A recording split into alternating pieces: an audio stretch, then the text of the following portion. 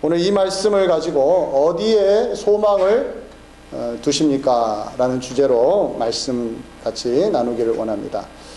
우리가 미국에 사니까요, 지금 한국의 상황이 어떻게 흘러가고 있는지 잘 모를 수도 있지만, 많은 분들 또 모니터링을 하셔가지고, 어떻게 변하고 있는지를 확인하시는 분들도 있지요.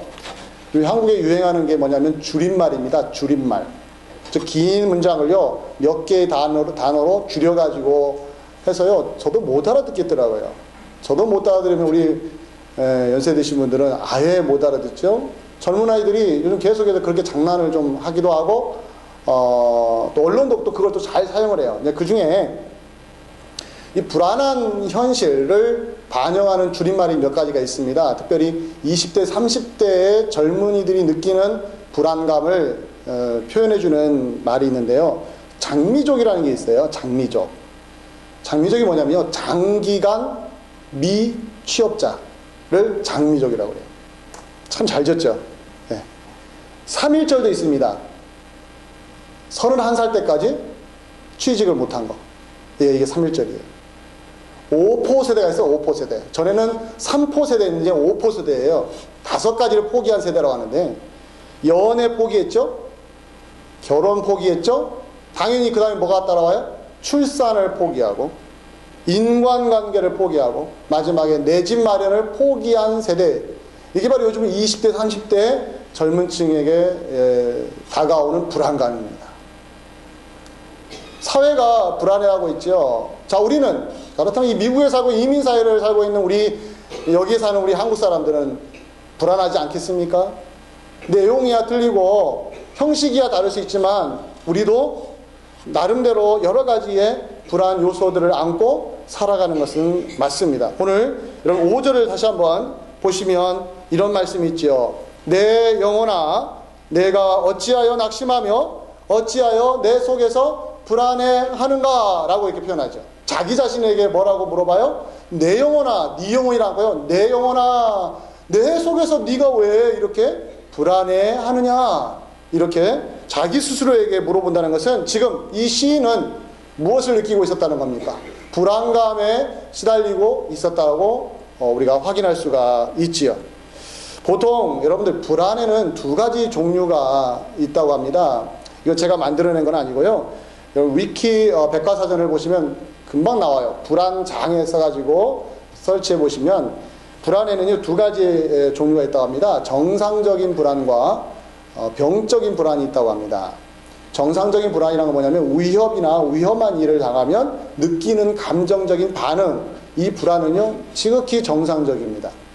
근데 병적인 불안이 있어요. 세 가지로 보통 나누는데, 하나는 현실적인 위험이 없는 상황이나 어떤 대상에 대해서 불안해하는 거예요. 그러면 그것은 병적인 증상 중에 하나라고 합니다.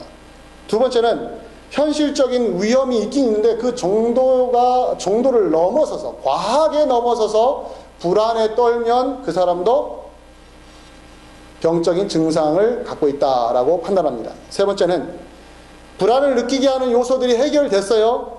사라졌어요. 그런데 여전히 마음의 불안감이 계속해서 과하게 지속이 되면 그 사람도 불안 장애증을 앓고 있다라고 판단을 한다고 합니다.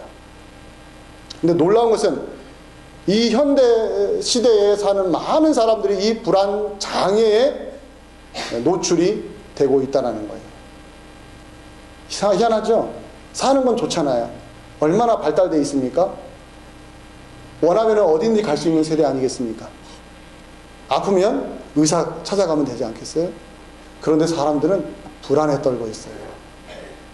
스스로 통제하지 못하는 불안에 어떻게 해볼 수 없는, 때로는 그 불안이 극도로 심해지면 절망을 느끼는 경우도 생기는 겁니다. 오늘 본문이 그랬어요. 왜 내 영혼이 이렇게 내 속에서 불안해하는가? 그 앞에 뭐가 있어요? 어찌하여 너는 낙심하는가? 불안과 낙심을 연결시켜서 이 사람이 지금 마치 불안 장애증에 시달린 것처럼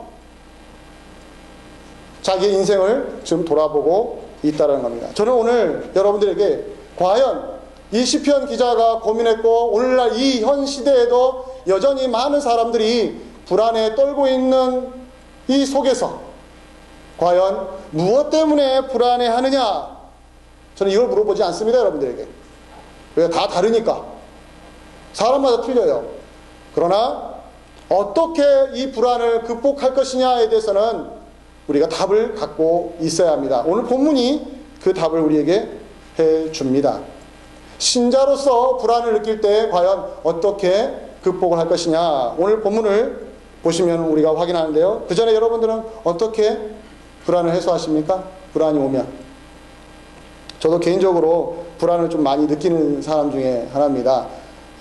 감성적인 사람, 그리고 되게 민감한 사람들이 불안을 좀 많이 느끼는데요. 이 불안케 하는 원인을 찾아서 보통 해결을 하면은 대부분 다 없어집니다.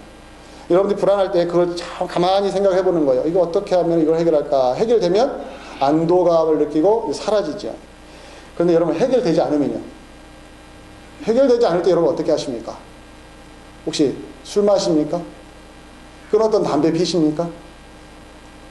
아니면 도박장으로 가십니까? 아니면 인터넷 앞에서 시간 내내 지내십니까? 나름대로 대처 방법이 있어요. 우리 인생은 해결한 것보다는 해결되지 않는 것에 그것을 끌어안고 살아갈 때가 상당히 많습니다. 시간이 흐르면 해결되겠지 했더니 해결도 안 되는 게 얼마나 많습니다. 연예인 중에 고 김자옥 씨 아시죠? 예수님 잘 믿고 세상을 떠났습니다.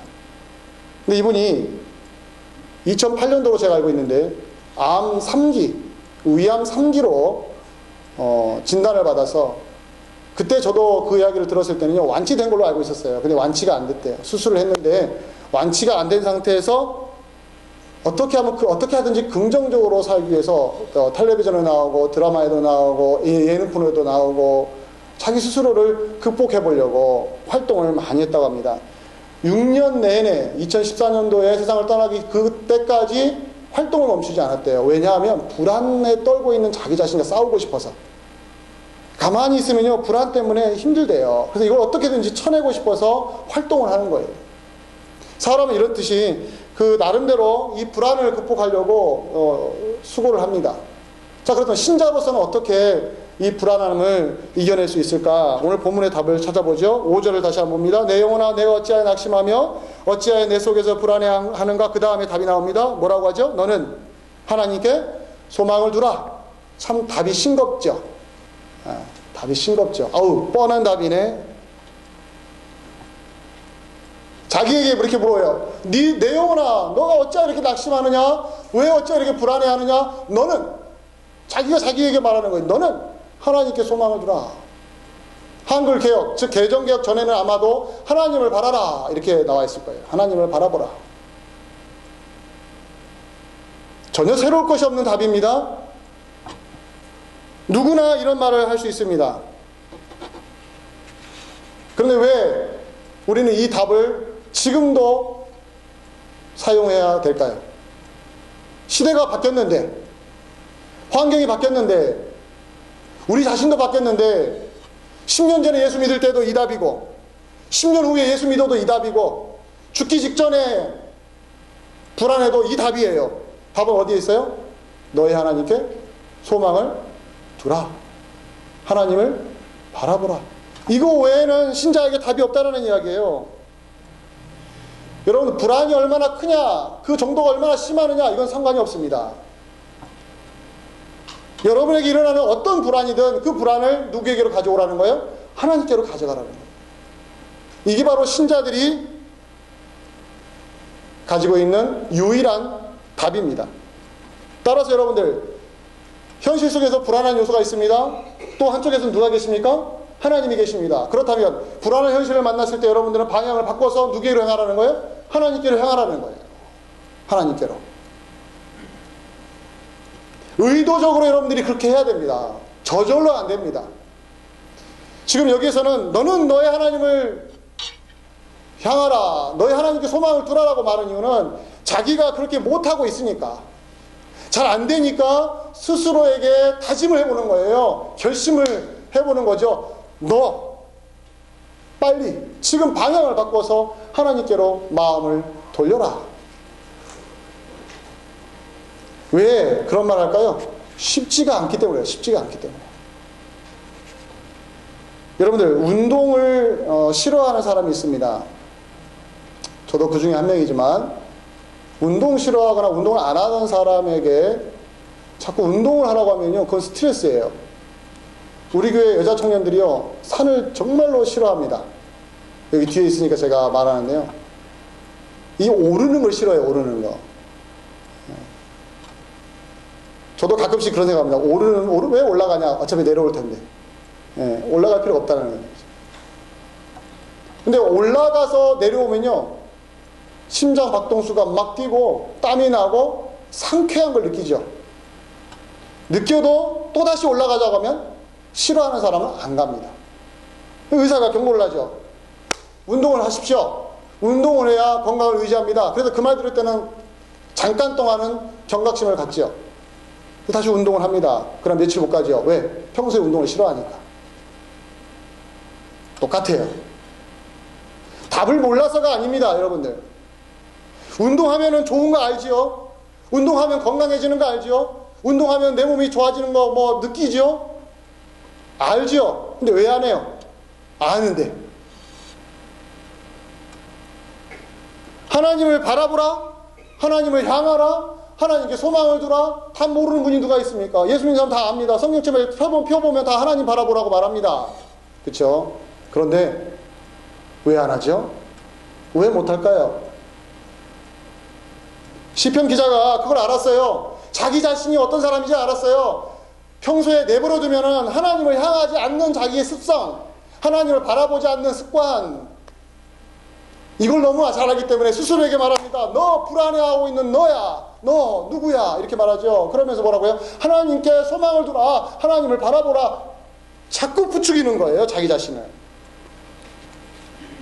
이런 노력이 오늘 본문에서 우리에게 던져주는 도전인 것입니다. 여러분들 하나님을 바라보셔야 돼요. 어제 바라봤다고 오늘 쉬시면요, 안 됩니다. 하나님 바라보는 것은요, 평생 동안 여러분들이 짊어져야 될 짐입니다. 운동이 짐인 것처럼, 그러나 운동하고 나면 몸이 상쾌해지는 것처럼 하나님을 바라보는 것은 힘든 일이고 어려운 일이고 매번 결심해야 되고 수고해야 되고 몸부림을 쳐야 돼요. 그러나 하고 나면 어때요? 하고 나면 영적인 시원함을 느낍니다. 해보신 분은 알아요. 근데 어때요? 다른 일에 정신팔다 보면 잊어버리죠. 그러다가 또 오늘 말씀 또 들여다보는 거예요. 왜 불안해하느냐? 불안해하는 그 시간에 누구를 바라보라? 하나님 바라보라. 그 하나님 바라보면요, 또 시원함을 느껴요. 매번 이래요. 매번. 1년 지나면 괜찮아질까? 2년 지나면 습관화될까? 근데 하나님을 바라보는 것은 습관이 안 돼요. 그래서 현재입니다. 현재요. 오늘이라는 시간에 해야만 된다는 것을 성경이 가르쳐 주는 것이죠. 그럼 하나님을 바라본다는 게 뭘까요? 구체적으로 하나님을 바라본다는 거. 오늘 우리가 5절 읽었는데 1절과 2절을 잠깐 볼까요? 힌트가 있습니다. 1절과 2절에 하나님이여 사슴이 시냇물을 찾기에 갈급함같이 내 영혼이 누구를 찾아요? 주를 찾기에 갈급합니다. 자, 하나님을 바라보고 하나님께 소망을 둔다. 하나님을 찾는다. 근데 뭐에 비유합니까? 목마른 사슴이 시냇물을 찾는 것. 즉 목이 마른 자에게 가장 중요한 대상이 누굽니까? 물이죠. 당연한 겁니다. 왜 목마른 사슴이냐? 아마도 이 사슴은 목이 마를 때 아마 죽음의 위기에 처할 정도의 상태에 몰리기 때문에 가장 좋은 비유이기 때문에 여기다가 사슴을 이야기했을 거예요. 사람도 마찬가지예요. 사슴 갖다 안 돼도 됩니다. 사람만 생각해도 여러분 목이 너무 마르면 어떤지 아십니까? 어떤 물도 먹고 싶어져요. 지금이야 깨끗한 물, 더러운 물 구분하지요. 지금이야 정수기 물이냐 수돗물이냐 이걸 구분합니다. 그러나 목말라 보십시오. 물이 없는데 목말라 보세요. 구별 못합니다. 그러한 갈증을 느끼는 상태, 이게 바로 하나님을 소망하는 것입니다. 우리의 영적인 상태가 하나님께 그런 갈증을 느끼는 상태이냐, 그런 모습이냐, 이것을 점검하라는 거예요. 하나님을 바라보라는 것은 내가 누군가를 어디를 쳐다봐라. 산을 보면 산을 쳐다보죠. 사람이 있으면 사람 쳐다보죠. 방향을 틀면 이쪽 쳐다보고 동서남북으로 쳐다볼 수 있어요. 이런 향한다는 뜻이 아니고요. 하나님은 영이시기 때문에 우리 육신의 눈으로 볼 수 없는 분을 어떻게 쳐다봅니까? 어디를 쳐다보셔야 여러분 하나님 봐요? 성경 쳐다보면 하나님이 계시나요? 예배당 오면 하나님이 지금 나타나셨나요? 아니죠.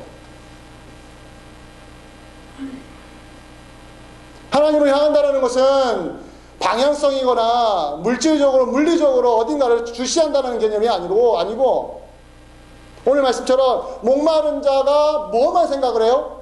물만 생각하듯이, 배고픈 자가 음식만 생각하듯이 하나님을 향하는 사람은 하나님밖에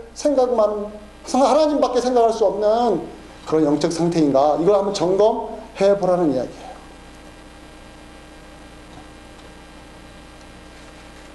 여러분들, 갓난아기가 가장 소중히 여기는 게 뭔지 아시죠? 엄마 젖입니다. 분유입니다. 그것만 생각해요. 그 아이들이 우는 것은 밥 달라는 거, 똥 쌌는데 치워달라는 거. 두 가지죠. 배고플 때 그 아이는 온히 하나만 생각을 하는 거죠. 그래서 엄마 젖을 물려준다거나 분유를 주면 어떻습니까? 그렇게 우는 아이가 그치잖아요. 다 하는 거 아니겠습니까? 그런데 왜 현대 교회의 신앙인들은 갈수록 이렇게 못해요? 하나님께 집중하지 못하는 형태를 보이고 있습니다. 왜냐하면 하나님 말고 관심을 기울일 곳이 너무 많아지고 있어요. 교회 와도 하나님께 집중하지 못합니다. 예배 드려도 하나님께 집중하지 못해요. 찬양해도 마음은 하나님께 없습니다. 말씀을 듣는 지금 이 순간에도 여러분들 하나님께 집중하지 못할 수도 있어요. 하물며 교회 밖에 나가면요, 교회 안에 들어오면 어쩔 수 없이 찬송도 해야 되죠. 말씀도 읽어야죠. 30분 동안 설교 드려야죠. 나가지 않고 여기 듣는 거예요. 그냥 목사님이 하나님께 집중하십시오. 그럼 하나님께 집중하는 게 이런 거구나. 이 시간에 좀 생각을 합니다. 근데 교회 밖에 나가면요, 여러분들이 의지를 가지고 하지 않으면 단 한 번도 하나님을 생각하지 않고 살게 되는 것이죠.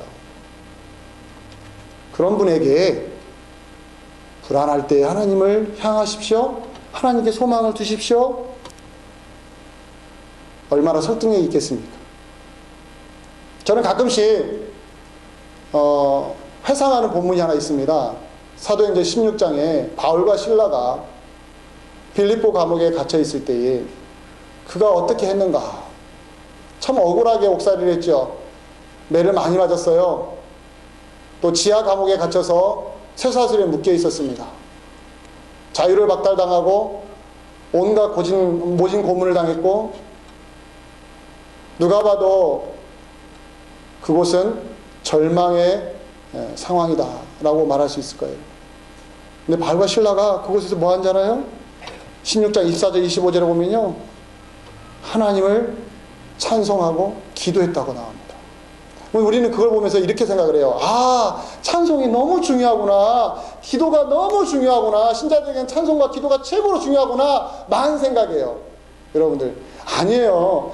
그래서 바울이 찬송하고 기도했다니까 우리도 찬송하고 기도하자, 이런 차원이 아니고요. 그 맥을 보시라는 거예요. 그 전체의 맥락을. 어떤 상황에서 찬송했고 어떤 환경에서 기도했느냐. 기도하고 찬송한다는 게 우리가 지금 예배 전에, 예배 시간에 찬송하고 지금 기도하고 이런 차원이 아니고, 즉 바울과 실라가 현실은 쇠과랑에 차 있고 자유를 박탈당했고 매를 맞았고, 매를 맞았으니까 온몸에 핏자국이 있을 거 아니겠습니까? 고통스럽지 않겠습니까? 그 순간에 누구에게 마음을 두고 있다는 이야기예요. 하나님께 마음을 두고 있다는 거예요. 그걸 두 가지 단어로 표현하는 거예요. 찬송과 기도라는 단어로 사용하는 것이, 우리가 찬송과 기도만 하면 무조건 하나님께 향한다, 아닙니다. 여러분들 오해하시면 안 돼요. 찬송해도요, 머릿속에서는요, 지금 집에서 뭐 하고 있었는가, 텔레비전 뭐 보고 왔었는가, 이 생각하고 찬송할 수 있어요. 기도하는 눈만 감으면 뭐예요? 지금 세계를 다 돌아다녀요. 찬송과 기도가 하나님을 향하는 마치 라이센스처럼 여러분 생각하시면 안 됩니다. 바울이 왜 찬송했느냐, 왜 기도했느냐, 왜 오늘 본문에서 불안해하고 있는 자기 자신에게 하나님을 향하라고 말하느냐? 그걸 여러분 놓치시면 안 됩니다. 그렇다면 왜 우리는 하나님께 소망을 둬야 될까요? 왜? 답을 여러분 아시죠? 오늘 본문에 나옵니다. 42장 5절에 너는 하나님께 소망을 두라. 그 다음에 뭐라고 나오죠? 그가 나타나 도우심으로 말미암아. 이게 답이에요. 왜 우리가 하나님께 소망을 둬야 되냐? 왜 자기 자신에게 하나님을 바라보라고 말할 수가 있느냐? 그분이 나타나셔서 우리를 도우시기 때문에. 하나님은 도우십니다. 하나님은 자기 백성을 도와주십니다. 근데 신앙생활 하면서 신자들이 이 부분에서 자꾸 까먹어요. 놓쳐요. 하나님의 도우심을 성경을 보면은 알겠는데 자기의 현실로 오면은 모르겠는 거예요. 성경을 보면은요, 아브라함을 보면 하나님이 부르셔서 때를 따라 도우시고요, 요셉도요 그렇게 죽도록 고생했지만 하나님이 나중에는 국무총리까지 만드시고요, 모세 40년 동안 헤매고 다녔을 때 하나님이 또 가시더기 나무에서 부르셨죠. 아니 다윗도 보세요. 그렇게 나쁜 짓을 저질러서 하나님 용서해 주시고 도와주시죠. 또 왕들이 전쟁에 나가서 하나님께 기도할 때 하나님이 즉각 응답해 주시죠. 성경을 어디를 보면 다 보십시오. 그럼 하나님이 도와주시는 장면들이 곳곳마다 배치되어 있어요. 성경을 보면 하나님이 이렇게 도와주시는구나. 그래서 성경책을 딱 덮고 여러분의 삶으로, 여러분 현실로 딱 들어가면 어떠십니까? 그 괴리감이 얼마나 크십니까? 신자들이 여기에서 고민하는 거예요. 성경을 보면은 하나님이 도와주시는데 내 삶으로 들어가면 하나님이 안 도와주시는 것 같아. 이게 자꾸 반복되잖아요. 그러면 어디로 안 와요? 성경으로 안 옵니다. 성경에 실망합니다. 성경에 보면 맨날 똑같은 이야기야. 하나님 도와주신다는데 그때 이야기지 나에게는 아니야. 덮어버리는 거예요. 그래놓고는 성경을 읽을 때는 하나님께 도와준다고 하고 현실로 가면 누구에게 가는 거예요? 사람에게 가는 거예요. 물질에게 가는 거예요. 돈에게 가는 거예요. 명예에 가는 거고, 직장 상사에 가는 거고. 그래놓고 말합니다. 하나님이 사람을 통해서 역사하신다고. 뭐 틀린 말이겠습니까? 그 말이. 근데 착각을 하시는 거예요. 함정에 깊이 빠지는 겁니다. 자기 정당화시키는 거죠. 그래서 뭘 못 배우냐면 하나님을 향하는 신앙이 무엇인지를 우리가 놓치고 살 수가 있다는 이야기예요. 저 여러분들에게 누가복음 18장에 있는 불의한 재판관과 억울한 일을 당한 과부 이야기를 잠깐 소개를 해주고 싶습니다. 여러분 누가복음 18장 잠깐 볼까요? 오늘 그 내용과 연결시켜서 우리에게 중요한 가르침을 주고 있습니다. 왜 성경을 보면은 하나님이 역사하시는데 우리의 환경을, 우리의 삶으로 들어가면 왜 하나님이 하나도 안 도와주신 것처럼 이렇게 힘든가? 기도를 그렇게 하는데도 왜 안 도와주시는 것 같은가? 오늘 본문 18장, 누가복음 18장 1절부터 보시면은 참 중요한 포인트를 우리에게 지적을 해주고 있습니다. 예수께서 그들에게 항상 기도하고 낙심하지 말아야 할 것을 비유로 말씀하여 이르시되 어떤 도시에 하나님을 두려워하지 않는 사람을 무시하는 한 재판장이 있는데 그 도시에 한 과부가 있어 자주 그에게 가서 내 원수에 대한 나의 원한을 풀어주소서 하되 그가 얼마 동안 듣지 아니하다가 후에 속으로 생각하되 내가 하나님을 두려워하지 않고 사람을 무시하나 이 과부가 나를 번거롭게 하니 내가 그 원한을 풀어주리라. 그렇지 않으면 늘 와서 나를 괴롭게 하리라 하였느니라. 주께서 또 이르시되 불의한 재판장이 말한 것을 들으라. 하물며 하나님께서 그 밤낮 부르짖는 택하신 자들의 원한을 풀어주지 아니하시겠느냐? 그들에게 오래 참으시겠느냐? 내가 너희에게 이르노니 속히 그 원한을 풀어주시리라. 그러나 인자가 올 때 세상에서 믿음을 보겠느냐 하시니라. 끝까지 읽으셔야 돼요. 자 보십시오. 불의한 재판관이 앞에 있습니다. 근데 억울한 과부입니다. 하소연할 데가 없습니다. 남편도 없어요. 자식도 없어요. 누구 의지할 데가 없어요. 그런데 내가 호소할 수 있는 유일한 사람은 재판관인데 불의한 재판관이에요. 하나님 무서워하지 않고 사람을 무시해요. 그래서 이 과부가 어떻게 합니까? 둘 중에 하나지요. 포기하든가 재판관을 찾아가든가 둘 중에 하나예요. 근데 이 과부는 어떻게 했습니까? 포기하지 않고 계속해서 찾아갔습니다. 얼마나 찾아갔는지 모릅니다. 그러나 재판관은 무시했습니다. 들어보지도 않았습니다. 외면했습니다. 어떻게든 못 오게 했습니다. 부활을 시켜가지고 신화를 시켜가지고 못 오게 했습니다. 그래도 찾아갔습니다. 이걸 하나님 어떻게 적용하시는지 알아요? 뒤에 보세요. 7절에 하나님께서 그 밤낮 부르짖는 택하신 자들의 원한을 풀어주지 아니하시겠느냐? 그들에게 오래 참으시겠느냐? 불의한 재판관이라도 어쩔 수 없이 억울한 누명을 쓰고 있는 과부의 그 소망을 들어주지 않느냐? 하물며 의로우신 하나님이 자기 백성의 원한을 풀어주지 않겠느냐? 오래 참으시겠느냐? 여기까지만 본다면 여러분들 성경에 나와 있는 것처럼 우리의 삶에 하나님이 지각지각 개입하셔서 도와주실 것 같아요. 소망이 넘쳐요. 아, 하나님 할렐루야, 맞습니다. 끝까지 읽어보시라는 거예요. 8절에 내가 너희에게 이르노니 속히 그 원한을 풀어주시리라. 그러나라고 보세요. 그러나 인자가 올 때에 세상에서 무엇을 보겠느냐고요? 무엇을요? 믿음을 보겠느냐. 자, 아까 제가 구도를 만들어서 말씀드렸어요. 이쪽에 불안한 현실과 하나님 있어요. 그럼 방향 어디로 바꾸라겠어요? 하나님께 하라겠어요? 왜 하나님 우리를 도와주시니까요? 그래서 성경을 봤어요. 성경을 보니까 곳곳마다 하나님이 도와주신다고 합니다. 근데 이걸 방향을 틀어서 우리의 삶을 봤더니 안 도와주시는 것 같아요. 이 괴리를 여러분들 제가 계속 말씀을 드렸어요. 이 괴리 사이에 무엇가 다리 역할을 하는 거예요? 무엇이? 믿음이 다리 역할을 하는 거예요. 믿음이.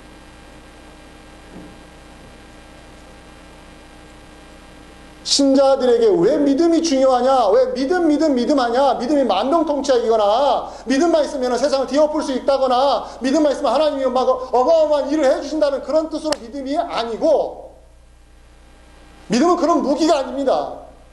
믿음은 뭐냐면요, 이 괴리, 성경과 우리의 현실 사이에 이 불협화음, 간격, 메꿀 수 없는 이 갭, 이것을 무엇으로 연결하는? 믿음으로 연결할 수밖에. 믿음으로. 우리에게 있는 믿음으로 이걸 연결하는 거예요. 그래서 믿음을 보겠느냐라는 이야기는 뭐겠습니까? 우리 믿음이 건강하고 우리 믿음이 살아있고 우리 믿음이 활동을 하기 시작하면 이 궤비 아무리 넓고 깊어도 우리에게는 문제가 안 된다는 이야기예요. 그래서 내 현실 속에서 하나님이 안 도와주셔서 하나님, 저는 주님을 믿습니다. 주님 살아계심을 믿습니다. 지금 안 도와주셔도 언젠가는 도와주실 줄 믿습니다 하고 그 시간을 견디는 거예요. 하루 견디고 한 달 견디고 1년 견디고 어떤 사람은 죽는 때까지 견디는 거예요. 그리고 응답 없이 세상을 떠날 수도 있어요. 그래서 뭐는 지켰습니까? 뭐는? 믿음은 지킨 거예요. 믿음은. 이걸 성경이 가르쳐주는 겁니다. 믿음을 지금 당장 내가 도구를 사용하듯이, 뭐 돈을 사용해서 물건을 사듯이 믿음을 해가지고 하나님의 것을 내 것으로 만든다, 이런 식으로 자꾸 써먹는데, 믿음은 그렇게 써먹는 게 아닙니다. 믿음은 하나님이 나를 도와주시고 내 인생을 관여하시고 나의 삶을 주관하시는 그 과정에서 일어나는 이 현실적인 간격, 그 속에서 내가 하나님을 등지지 않고 하나님을 외면하지 않고 세상 향하지 않고 하나님을 향해서 뚜벅뚜벅 걸어갈 수 있는 사람이냐, 그게 바로 믿음인 것입니다. 여러분, 믿음이라는 게 뭐겠습니까? 그렇다면 오늘 말씀처럼 너의 소망을 누구에게 둬요? 하나님께로 두는 자로서 오늘 여기서 여러분들이 움직이셔야 됩니다. 손에 쥔 것이 없어도 여러분 믿음 있으면 세상 다 얻은 것입니다. 여러분들 지금 현실적으로 불안해하고 고민이 많고 안 풀린 거 많으시죠? 그래, 여러분에게 믿음이 있으면 여러분은 넘어지지 않습니다. 넘어지지 않아요. 신앙적으로 넘어지지 않아요. 근데 신자들이 그 믿음을 지키려고 하지 않고 자꾸 손에 무언가를 쥐어주기를 원하고 하나님 해결해 주기를 원하고 이런 열매들만 따먹으려고 하는 이 수상 때문에 정작 내가 지켜야 될 믿음은 포기해버릴 때가 많습니다. 그런 면에서 오늘 시편 42편에서 자, 내 영혼아, 내가 어찌 이렇게 불안해하느냐? 너는 너의 하나님을 바라보라. 그가 나타나셔서 도우실 것이다. 이것이 여러분의 믿음과 화합을 하나가 되어서 뭐하고 있는 거예요? 여러분은 누구를 향하게 하는 거예요? 하나님을 향하게 만들어주는 거예요. 그래서 바울과 신라를 제가 예로 들었죠? 감옥에 갇혔는데 뭐하고 있어요? 찬송이 나오는 거예요. 찬송이. 그래서 마지막에 42장으로 다시 넘어오세요. 시편 42편 5절에 마지막에 답이 또 하나 있습니다. 무슨 답이냐면, 자, 이렇게 하나님께 소망을 두는 신자들에게 나타나는 열매가 뭐냐? 결과가 뭐냐? 이렇게 나옵니다. 42장 5절에 그가 나타나 도우심으로 말미암아 내가 여전히 뭐하리로다. 여러분, 뭐하리로다. 찬송하리로다. 찬송이 나온다는 거예요. 찬송이. 바울과 실라만의 것이 아니고요, 여러분과 저 같은 평범한 신자들도 찬송이 나와요. 찬송이. 뭐로 출발했습니까? 불안한 현실로 출발했습니다. 자기 영혼이 불안에 떨고 있습니다. 우왕좌왕하고 있습니다. 심장이 쿵쿵거립니다. 안절부절 못합니다. 그런 자기 자신을 보면서 너 왜 이렇게 불안해하니 하고 있는 그 순간에 무엇을 잃어버렸어요? 찬송을 잃어버렸어요. 감사를 잃어버렸고 감격을 잃어버렸단 말이에요. 그런 자기 자신에게 하는 말이 너 왜 이렇게 불안해하니? 너 하나님을 향하라. 하나님을 바라보라. 하나님께 소망을 두라. 그가 나타나서 너를 도우실 것이다. 그러므로 내가 여전히 지금도 하나님을 찬송할 것이다. 찬송할 것이다. 사랑하는 여러분, 장례식장에 가면 기독교인만이 하고 있는 유일한 게 하나 있습니다. 매우 독특한 게 하나 있습니다. 뭐 하고 있어요? 찬송을 불러요. 찬송. 근데 여러분들 우리 기독교인이니까요, 자연스럽게 찬송 부릅니다. 그러나 여러분 세상 사람 눈으로 보면요, 아주 이상한 거예요. 어머니가 죽었는데 노래 부르고 있는 거예요. 여러분 그게 말이 돼요? 내 사랑 어머니가 돌아가셨는데, 아니 내가 사랑하는 아들이 죽었는데, 불의한 일로 죽었는데, 내가 옆에서 뭐 하고 있는 거예요? 노래하고 있는 거예요. 노래하면서 얼굴이 활짝 펴 있어요. 세상 사람 보면 아주 손가락질할 일이죠. 그래서 그들이요, 기독교인들이 와가지고 찬송 부르면요, 등도 안 쳐다보는 거예요. 저 이상한 애들이다. 우리야 습관적으로 하니까 자연스러운 거죠. 왜? 그들은 그 비밀이 뭔지 몰라요. 왜 우리가 찬송하는지, 왜 장례식장에 가서도 하나님을 높이는지, 왜 죽음 앞에서도 우리가 목소리를 높여서 하나님 찬양합니다고 말하는지 그걸 모르니까 그러는 거예요. 그런데 장례식장에서 조문 가서 같이 모여 찬송하는 신자들까지도 내가 왜 여기서 찬송하는지 남이 하니까 하고 있는 그런 분들도 많아요. 왜 찬송합니까? 왜? 죽음까지도 하나님에게는 문제가 안 된다고 내가 믿기 때문에 그러는 거예요. 믿기 때문에. 소망이 누구에게 있는 거예요? 죽은 사람이 소망이 아니고, 죽을 수밖에 없는 우리 인생이 소망이 아니라 그 죽음을 지배하고 계시고 그걸 사용하시고 계시는 우리 하나님, 전능하신 하나님께 소망이 있으니까 장례식장에서 뭐 하고 있어요? 찬양하는 겁니다. 찬양하는 겁니다. 그래서 세상의 눈에는요, 기독교인들 참 이상한 사람들입니다. 이해 못합니다. 왜 저들이 저렇게 하는가? 우리에게는 무슨 비밀이 있어요? 하나님, 우리 하나님. 나에게는 하나님이 계십니다. 그 하나님이 계시니까 내가 지금도 절망하지 않습니다. 나에게는 하나님이 계시니까 어떤 어려움이 와도 나는 다시 일어설 수 있습니다. 이렇게 가셔야 돼요. 아셨죠? 내가 하나님이 계시니까 내 문제 다 해결될 거야. 하나님 언제 해결해 줄 거예요? 계속 내 마음에서 원망이 쌓이고 근심이 쌓이고 해결 안 되니까 짠증이 나고 불평불만이 생기고, 이런 식으로 하면 그건 신앙이 잘못 가는 거예요. 신앙이 제대로 가시는 분들은 환경에 상관없이, 여건에 상관없이, 불안해하고 있는 자기 자신에 상관없이 자기 자신을 어디로 몰고 가는 거예요? 하나님을 향하도록 자기 삶을 이끌어갑니다. 그리고 어떻게 해요? 그 하나님을 향하여 내가 목소리를 높여서 찬양합니다. 찬양합니다. 그럼 어떤 역사가 일어나는지 아십니까? 찬송 가운데 위로하시는 역사가 이루어지는 것입니다. 그래서 찬양하다 보면 여러분들 어때요? 내 얼굴이 빛이 바뀌는 걸 느끼시죠? 찬양하다 보면 어느 순간 내 근심이 사라지는 걸 느낍니다. 여러분이 진심으로 하나님을 찬양하기 시작하시면 여러분 안에서 성령께서 역사하시고 그분이 여러분의 심령을 북돋으셔서 여러분하고는 뭘 해요? 진정으로 감사하게 하고 감격해 하고 기뻐하게 만들어 주신다는 이야기예요. 그래서 불안한데 기도하고 났더니, 찬양하고 났더니 어떤 일이 벌어지는 거예요? 목소리가 강해지고, 마음이 강해지고, 기쁨이 넘치고, 세상이 두렵지 않고, 나를 불안해하고 불안하게 만드는 현실이 이제 더 이상 문제가 되지 않는 당당한 신자로서 서게 되는 것입니다. 돈이 없다고 쭈그러들지 않아요. 권세가 없다고, 권력이 없다고 여러분들 유축되지 않아요. 여러분들 세상에 권력 가진 자들, 돈 많이 가진 사람들, 대구 같은 집에 사는 사람들 집에 갔다고 해서 움츠러들지 않아요. 우리는 초가상간에 살아도 할렐루야 주님을 찬양할 수 있는 신앙인인 것입니다. 근데 이런 신자들을 교회가 길러내고 지금도 그런 신자들을 만들어내려 애를 써야 되는 이 현실에서 점점 신앙인들을 어떻게 하고 있어요? 다른 것으로 채워주고 있어. 다른 것으로.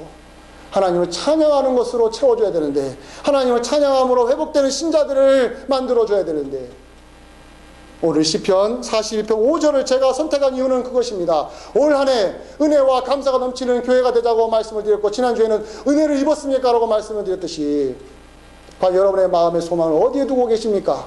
하나님께 두고 계십니까? 그렇다면 여러분의 마음에 찬송이 이어지고 있습니까? 찬양하는 마음이 이어지고 있습니까? 이걸 점검해 보시라는 것입니다. 올 한 해 여러분 찬송의 목소리가 더 커지시길 바랍니다. 주의 이름을 높이시길 바랍니다. 여러분과 함께 하실 것입니다. 찬송하는 사람들 목소리 속에 하나님이 깃들고 계시고, 여러분의 마음을 하나님이 통치하고 계시고 지배하고 계십니다. 여러분에게 이 아름다운 열매가 한 주간 동안 열리기를 주의 이름으로 간절히 축원드립니다. 기도하겠습니다.